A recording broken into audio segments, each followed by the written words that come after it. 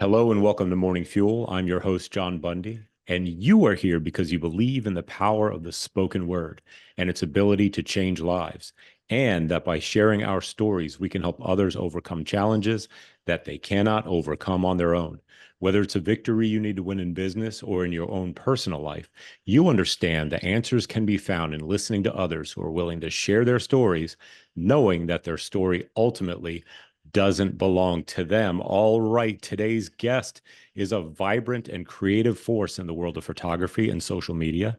Meet the talented entrepreneur behind Adventuretography, a business that captures the essence of life and emotion through vibrant, colorful images that are as authentic as they are striking.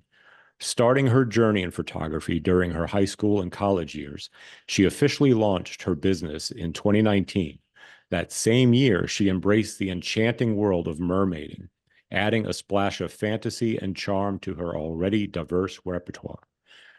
Her love for travel and her canine companions enrich her life and work, bringing inspiration and joy to each project she undertakes. In addition to her photography, since 2021, she has been skillfully managing social media and creating content that resonates with audiences across various platforms. Her goal is not just to create visually appealing content, but to make people's day through her creative endeavors. But her aspirations extend beyond her professional achievements. Her ultimate goal in life is to be paid for spreading joy and kindness, envisioning a lifestyle where her monthly bills consist of massages, facials, and leaving joyfully obscene tips to waitresses. A testament to her belief in the power of generosity and making a positive impact on others.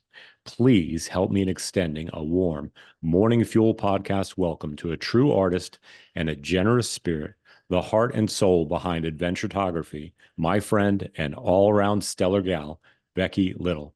I know this is probably going to sound like a infomercial or something like that, but are you a busy entrepreneur or business owner who has very little time to plan their travels when it comes to taking their families on a vacation?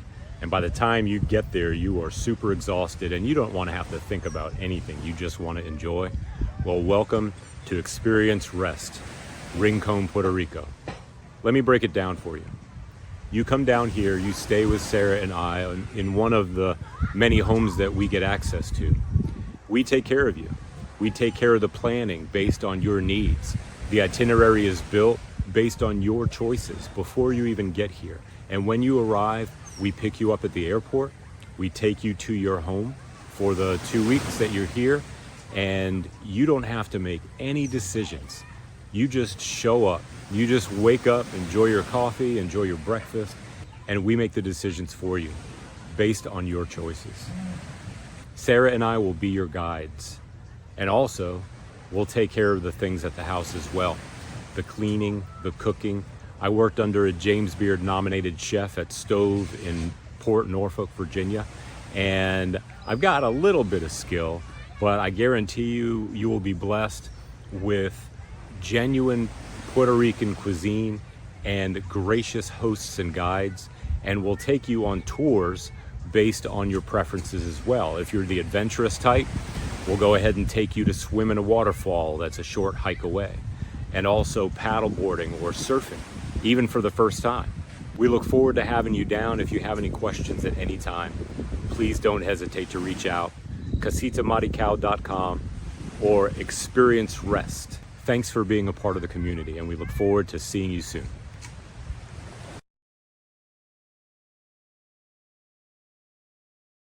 Hey, Becky, what's up? Hey, how's it going, John? It's going good. It is going good here in Puerto Rico. I'm listening to the coqui chirping outside, and maybe we'll hear some dogs because there are 9 on this farm. So you got a new puppy, didn't you? I have at least 2 here, so Yeah. it's possible. Yeah. Great, great, great, great. So, in reading and knowing you for the time we have, and we talked about this recently, it's been over 20 years Yeah, we've known each other. You at one time were watching my girls in the nursery at Lighthouse. absolutely. Wow, amazing, amazing. It's been a long time. I got to watch you grow and then realize that we're both artists, and your art has taken you into photography, Yep. and mermaiding. Talk to me about Yes. that.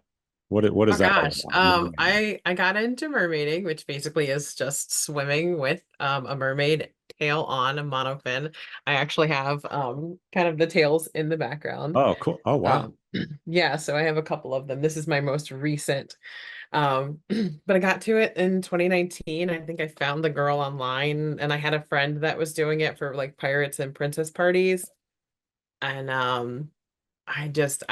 I kind of like dove in head first, so to speak. I got a No pun monofin, I intended, got a right? Pun tail. intended. And my very first time actually swimming with all of it on was I got to go to Turks and Caicos and Dominican Republic right at the beginning of 2020. Wow. And I've just since then I've kind of like it's become a really great form of exercise and just mental wellness for me. I've got to meet a really amazing range of people because mermaiding just is all inclusive, like sizes and um, race and gender. It's all of it. And I ended up getting certified through NAUI, which is a international dive company, as a mermaid. So I am like officially a You card got it carrying on mermaid. paper. You got it on paper, huh? Absolutely, absolutely. Your mermaid Um, license. Yep. And then I think the rest of the world kind of found out about mermaiding through the Netflix documentary Mer People, um, where it kind of talks about like some of the world's largest mermaid conventions that actually was happening for a while, kind of in our backyard in Manassas. Now it's up in Silver Spring, Maryland. It's just been something that's been really cool and sort of like a really cool conversation point. I've done some dry land gigs, so to speak, and hopefully we'll just be able to expand my opportunities of interaction with other people through No, it. wait, hold on a second. Dry land gigs. I mean, how do you get around in a monofin on dry land? Well, in this particular case, I used a wheelchair that I covered with like a really pretty fabric, and I had my Wrangler. My partner Connor is fantastic, and he helped me get around. We ended up going to like a mommy and me paint night Oh, that it sounds like a they lot of had fun. we had been at the paint night studio beforehand, and he was ranting and raving about how I'm a mermaid and oh da da da da. And the guy was like, well, you're a mermaid. Well, our mermaid had to cancel for our event. Are you available? And I was like, yeah, sure. Like, so it was really fun to kind of just get into the persona, so to speak, and really just watch the kids light up with this like actual mermaid and her actual tail. So it was a lot of Wow. fun. Yeah, I can imagine. I mean, I'm a dad of daughters, and we had an excursion to Disney World, and the goal was to meet all the princesses. So to imagine, these little girls, all of a sudden there's a real live mermaid at my Absolutely. party. It's Oh my goodness! Wow, cool. so much fun. So much Lots fun of fun. indeed. So, just a little bit more about the mermaiding, and then I want to get into adventure photography and your Yeah, photography absolutely. business. Um, how, I mean, you talked about getting involved in that. How big is the community? Oh my gosh. It is pretty, I would say it's pretty big. I mean, we have conventions where several I would say several hundred people come in. It's definitely a global phenomenon or a global hobby. There are lots of tail makers. There's actually there was a convention that I went to last year that had a special guest of Singapore's first mermaid. So depending on where you are in the country, like there's people all over the globe that are either like enjoying this hobby, they're getting into tail making. Just to kind of give you an idea of like the cost involved, there are tail makers that are like very entry level, that are more geared towards kids that, can range anywhere from 50 to 60 to $100. And then you have all the way to like custom silicone tails that are made with body safe silicone that are thousands of dollars. I Okay. kind of stay in the mid range. Most of the Sure. fabric tails that I have are probably about $700. Um, these two right here are they're made by Finfolk Productions, and they're two women, like two sisters that own the company, based out of North Carolina, and they have been making mermaid tails. They were like art students that just kind of fell in love with it and have been making those. There's another gentleman in Florida. He is the other big tail maker in the US. His business is called the Mer Tailor, and he actually was really close and um had a lot of interaction with the Wiki Watchy mermaids, which is kind of where like the mermaid craze began in like the US, was down in Wiki Watchy, Florida, where the mermaids would go and they would do an underwater performance. So um and a lot of that they talk about kind of like the lore in Sure. the Mer People documentary. But what's really cool, I actually my monofin that goes in the skins back here, um, I got like almost like a Cinderella moment. I got like basically hand fitted by the Mer tailor by Gotcha. with one of his silicone monofins. So that was really cool. It was so exciting to like get to meet him. And everybody, like I said, everybody that I've met has been so inclusive, and there have been a lot of like just really great size inclusivity in that community. So I highly encourage, if you're interested to get into it, definitely do your research. There is a level of safety, especially if your kids want to get into mermaiding and you might come across like a tale on Amazon. You just want to make sure that if you are using something like that, that you are either getting a tale from a reputable dealer or retailer, and you're using a monofin. The monofin is key. Otherwise, you're basically tying your legs up in fabric and going into a pool, and that's very Not unsafe. good. So, That sounds um, like something that a magician would do, yeah, the model is no dead. The motto is no dead mermaids. no So, dead mermaids. That's right. Wow. So, talk to us about how you started adventuretography. And I could see how yeah. these go together. I mean, you definitely want to capture these beautiful mermaids, on film and all that. But how did you get into doing the photography? I mean, you had some classes in school, but then now it's a business. Well, tell me about that. Yeah, it's funny because my dad kind of got me into photography. He actually went to school for photography before he ended up working at the shipyard, and that's kind of circled back into him actually doing some photography at work. But I don't know, I just kind of was good at it. I did some yearbook classes. I did a couple Photoshop classes in college, and just started kind of like taking pictures, and then I was like getting pretty good at it. And some friends were like, "Oh, can you shoot this or can you shoot that?"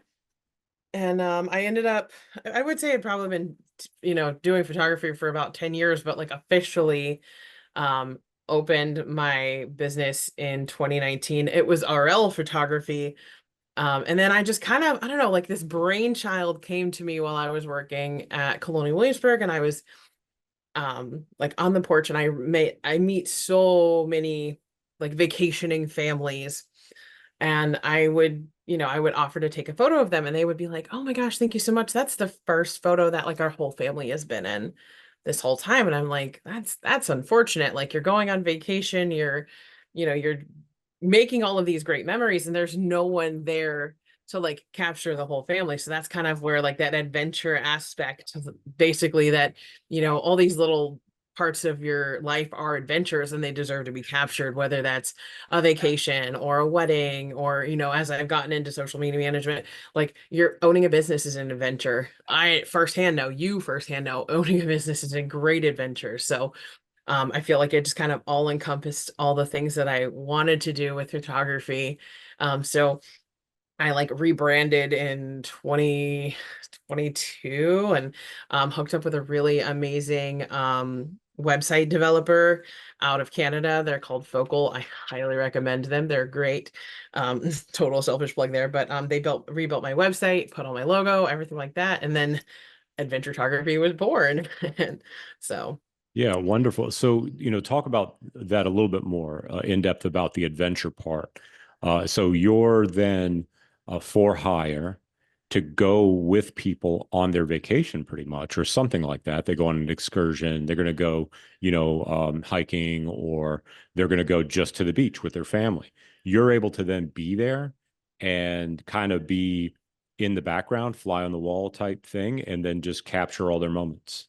absolutely. So Wow. in addition to doing like weddings and traditional like family portraits and things like that, I really do want to expand into kind of like what I have envisioned is this kind of like journey or this adventure where you um, you know, decide as a family, or you decide as a couple that you want to like really intentionally capture a year together. And my plan is to like almost like every season capture your family in whether it's on vacation or in just different places, because you need like people, the kids they grow up like that. So taking a year to capture your kids throughout those 4 seasons, there's going to be so much change and so much growth. And going from like capturing your family those 4 seasons, spring, summer, winter, and fall. And then at the end of the year, you're presented with this beautiful, like leather bound album of all of your adventures from that year. And then really wanting to expand into, hey, look, if you want to go to Puerto Rico or Highly recommend that. we go to the Outer Banks, and we really just start um truly adventuring together and capturing all those moments so that you can be in them with your family, in them with your spouse or your partner. And then I'm in the background and I'm taking care of all those memories being captured so you can be in the moment with them. That's fantastic. That is fantastic. Phenomenal. Okay, well, Rebecca Little, you asked me to call you that, but you're always going to be Becky to me. It's So, all good. It's because I was yeah, RL, so most people know me for Rebecca from the RL right, photography, right. but Yeah, I it's all got good. I got you. I'll see how it goes. But so we have a portion of our show called the WTF, the What the Fail, and along the journey, especially as entrepreneurs, especially as creative entrepreneurs, um, we go through iteration after iteration of you talked about going from RL photography to adventure talk because you had an idea because you met some people that wanted you to take their picture. We have challenges. We run into walls. Can you talk to us about a time where you maybe ran into a challenge or something happened that you even had a thought, maybe I'm just not going to do this anymore, or let me just do something. Let me just go get a job. Can you talk to us about a moment? Oh yeah, absolutely. I would say around 2016, I was like really starting to really starting to get pushed into some weddings. And I did a wedding for a couple, and I thought I did amazing. Like, and I was like really, really busted my tail. And I got back to them and they were like, "Oh, we don't like this, and we don't like that." And I was like really crushed. I was like, "Oh my gosh," you know. And I had even like went so far as to have some other photographers like take a look at their pictures, look and see if there was anything from my like new fresh photographer's perspective that I could have done better or could have corrected in editing. And they're really they were like, "These are really great. I'm not sure what's going on." So I had reached out to the couple, and my plan was to like, be able to just offer some sort of compensation of like, hey, I'll shoot your anniversary pictures, or I'd be more than happy to do another bridal session. And we never ended up being able to connect. And, that really just stunted my desire to get out there. I was like, I thought, oh my gosh, like I don't ever want to mess up anybody's big day. So I felt very like, oh my goodness. And it took a long time for me to get out of that. And it took a few weddings where, I took these pictures, and I think we get in our head sometimes where we think like, oh my gosh, I'll look at it and I'll be like, well, this technical thing is wrong and that technical thing isn't right. And like, it's like blurry right here. But then when those people, like when I finally deliver the gallery, they're just like, oh my gosh, you got a picture of me and my mom. It's so great. Right. So, we have to kind of take ourselves out of that critical filter. Like I would imagine even with you editing a podcast, you're like, oh, well, that sound isn't quite right. But, when your audience hears that, they go, oh, that's a really great piece of advice. So, that's kind of where I took that. And then I also, made sure that um I just started asking, like I kind of came to my couples and said, hey, look, this is the kind of photography that I do. If you're looking for like high-end editorial, everything is posed and perfect, that's not me. I'm that raw emotion. That's what you look like when you cry. That's what you look like when you laugh, because that's how that person fell in love with you. That's what your kids look like, when they're having a good time. That like I want to capture that raw emotion. So I think it helps my couples and my families really have a good idea right up front what they're getting. And that has proven to be really great as of late. Right, right, wonderful, and you got past that. That's great. Is again, we take it personal. Not only is it wedding that you're capturing, but it's kind of like your baby that you're delivering. I mean, Oh, each creation, absolutely. and like you said, you put your heart and soul into it, you busted your tail to do the work, and you put your best foot forward, and then somebody says, "Ah, I don't like that." That's tough. That's tough. It's another tough one too, and we get this. That is when we do good work and we don't even get a thank you. Oh my You know, gosh. you know what I'm saying? We don't, Hmm. we're not doing it for the thank you, but you walk away and a little bit later on, you're like, wow, did they even appreciate that? I mean, are they going to use that? Yeah, So yeah, wow. Thanks for sharing. Thanks so much for sharing that. Um, so before I ask my last question, I mean, there are folks that are going to want to, one, maybe learn about mermaiding and join you in that, or two, get on board with adventure photography and take you to, some, vacation that they go on with their family, and then knowing that they're in good hands, and you're going to capture every moment, perhaps down in Puerto Rico. That would be great. that'd Uh, be great. yeah, it would be really great. So, how can folks reach out to you on social media? I definitely have a Facebook. That's Adventuretography. The Instagram is adventure.tography. Okay. You can obviously go to my website, adventuretography.com, and that's just adventure and then take away photo at the front, and then you have tography, Right. Tography. Yeah. Um, and Beautifully then displayed in your background. Your logo there is awesome. yeah, yeah, I love it. It's so much fun. It like encaptures like my colorful spirit. Like I love the butterfly, and then the compass is like, That's we're going great. places. Great touch. So Really yeah, great. absolutely. And then if you find me on Facebook, it's Rebecca Little, and I'd be more than happy to ask. I'm an open book when it comes to mermaiding. You'll probably see my profile pictures rotate. Um, from all of the different mermaid tail pictures that I've been blessed to get. So, Wonderful. Wonderful. All right, Rebecca Little. Last question. Um, what do you need most right now as a business owner, as a mermaid, of a licensed mermaid? What do you need most right now? well, I would say bring on the adventure. Like if you've got like a really cool idea that you want to photograph, or you have an upcoming vacation that you would love to, talk to about not having to worry about having your phone in front of your face or carrying a camera around, let me handle all of that for you. And then as far as mermaiding, if you have a party that you need a mermaid in, I am always down to swim in your pool. Yeah, that's great. That is so great. Rebecca, thank you so much. It's been great watching you grow into this entrepreneur and business owner. It's been fun getting the occasional questions, about social media and about things like that. And we just love to give, so keep them coming. And I look forward to having you along on some of our excursions, because we're going to be doing many. So Absolutely. we look forward to some of our clients hiring you as well and bringing them along down here in beautiful Puerto Rico. Uh, Wonderful to know you. Great friend, and I can't wait to see what happens with your business. Me too. Same with you. I'm like waiting to see how it's gonna be so cool and you're gonna flourish. Us December babies, we're like on the Right. right track. Yeah, that's right. That's right. And we're having a lot of fun doing it. It is an adventure. It really is. Absolutely. Well, thank you so much, Rebecca.